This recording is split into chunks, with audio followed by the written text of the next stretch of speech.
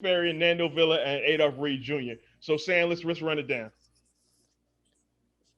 I want to talk about, because I think this is an important thing for the left to understand. I want to ask you about the racial wealth gap, which is a very cited statistic. It's constantly cited. I mean, the white families make something like 13 times more than black families on average. I mean, I saw Matt Bruno. I want to stop right there. He already fucked up with where he started, right? I want y'all to catch it. He said that whites make, what he say, like 10 or 11 times more. Like, the racial wealth gap has nothing to do with income. Income and wealth are two completely different things. Income is what you get every month from your job. Wealth what is left over once you add up all of your assets and divide what you owe.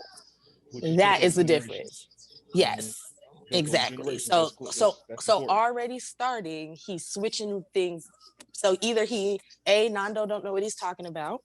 That's possible. Like, he just doesn't know what he's talking about. Or B, we're going to be in for some mess, because, they be switching up, because the thing about it is a lot of y'all don't know nothing about this. So they be trying to trick things up in your head so you'll come to a certain conclusion because you're not informed, and they're disingenuous. But I'm sorry, I had to stop. Look, we're 16 seconds in. We can't get through these things for nothing. Bruning at the People's Policy Project put out a post which he talked about it. If you remove the top 10% of earners from the white cohort and you remove the top 10% of earners from the black cohort, the bottom 90% of both more or less make the same. There's still a little bit, but it's more or less the same. No. See, that's a lie too. Just because the charts look the same, we are sharing a different amount of wealth, right? Or should we just keep playing? But does anybody else have something to say about this? Go ahead. You broke it down. Go ahead.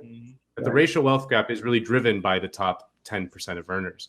That's a lie too. The racial wealth gap is not done by the top. Listen, so let's say we put y'all poor whites. Like, say we go to the first percentile of y'all poor whites and put y'all poor whites up against our poorest of blacks, y'all still got more money than us. So it's not the top 10%.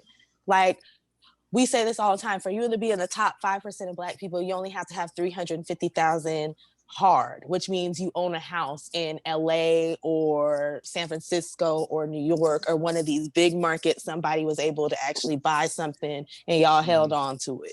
Outside of that, that's where most of the wealth is.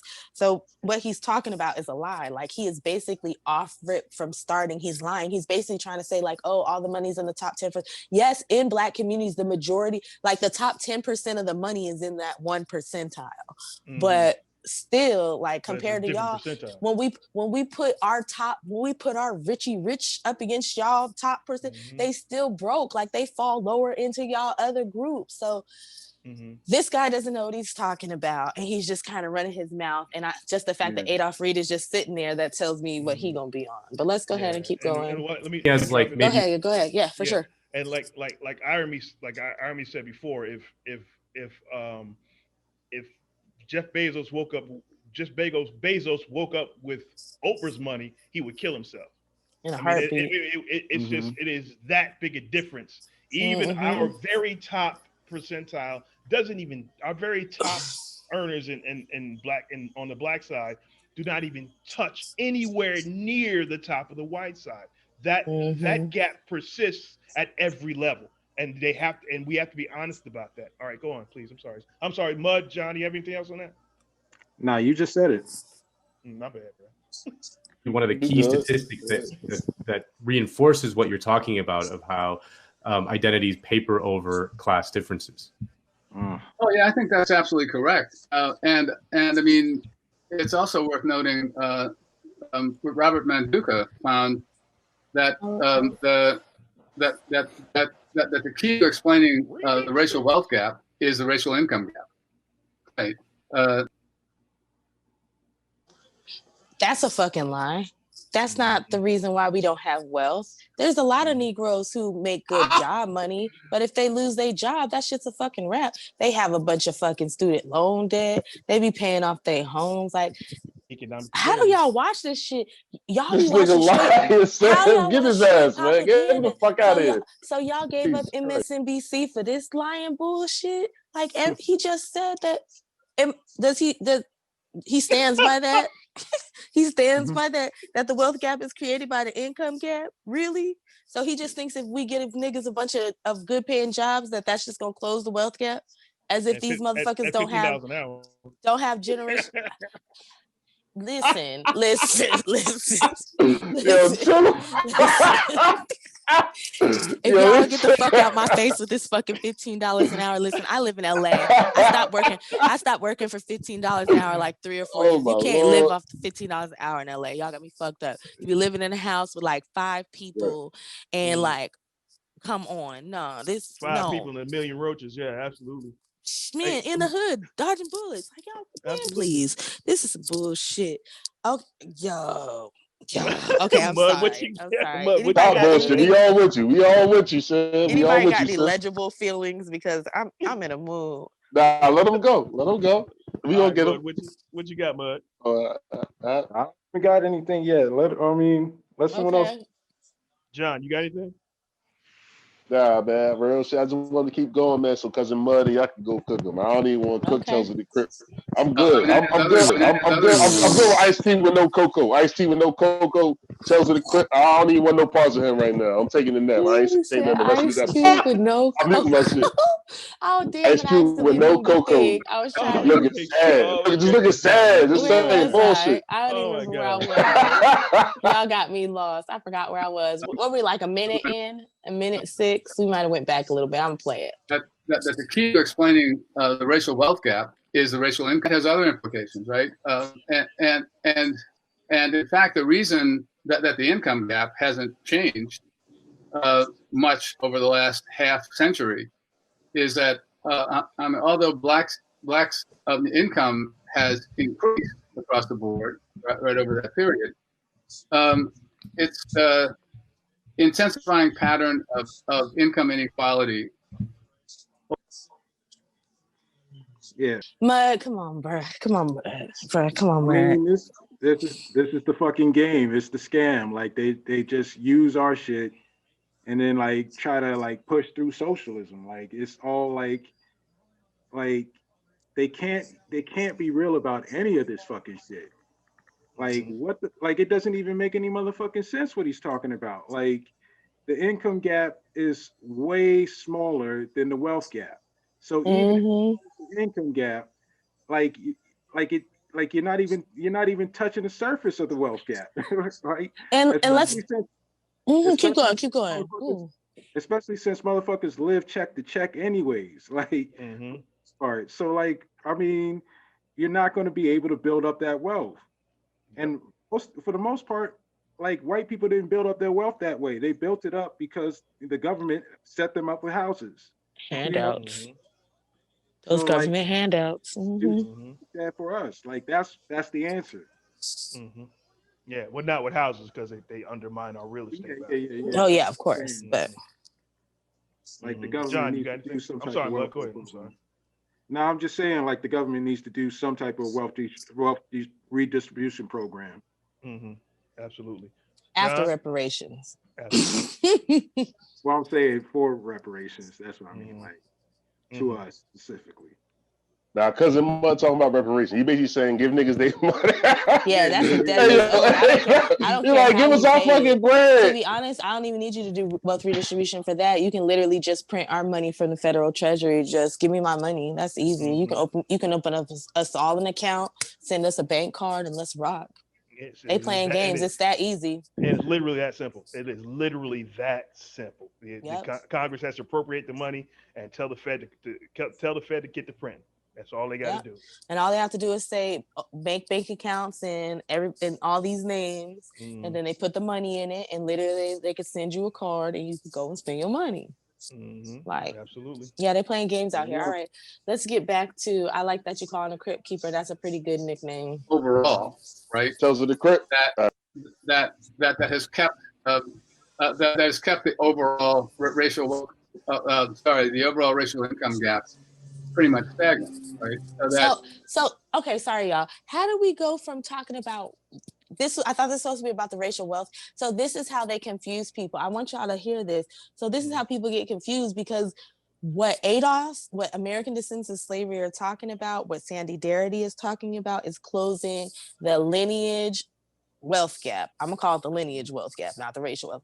We want to get American descendants of slavery to have comparable wealth with white folk. That's what we want. We want our reparations. That's what we want. Because ours was stolen. Because our inheritance was stolen. That has nothing to do with income. That has nothing to do with income. If you want to create an affirmative action program just for ADOS so we can get better jobs, and then let's even talk about this, right? So how many people that have those good jobs that are making over 6 figures got a bunch of family members who are broke? So that 100,000 that they make a year after taxes, was that 60? How much of that 60 is being eaten up by other family members, not including their own household that they taking care of? How many times if they had to send somebody $200 or $500 here and there, or $100 a month or $200 a month just to keep them afloat? So even our people who have those higher incomes, they still come from poor people. So they're still paying out extra money to help their family. So they don't even get to like build the way that they want to, because the little bit of extra they have goes to their people. These are facts. And we also have to be, I'm sorry, Sam, you done? No, I was going to say if there was anybody else has something to say. Yeah, just real quick point before I go into the rest of the panel. We have to remember that the person that we deal with in this space, the top person in the space of stratification economics, which studies the wealth gap and economic status in the United States. The top person in that field is Dr. Sandy Darity from Duke University. Right, he is an economist. Professor. Yeah, what the hell is Adolph? Adolph Reed? Adolph Reed is. I know he's not an economist, right? Exactly. So what the fuck is he talking about? Like he's an economist. Yeah, like Mud said, he told me he got a degree in political science. So his things is politics, like.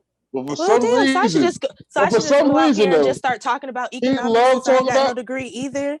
Okay, cool. So I can just be an economic enthusiast and just start talking, making up shit about white people's wealth too. I'm gonna get on this. Matt Brule did it. I mean, Matt Brule did it. So Matt Brule did it. But this is things.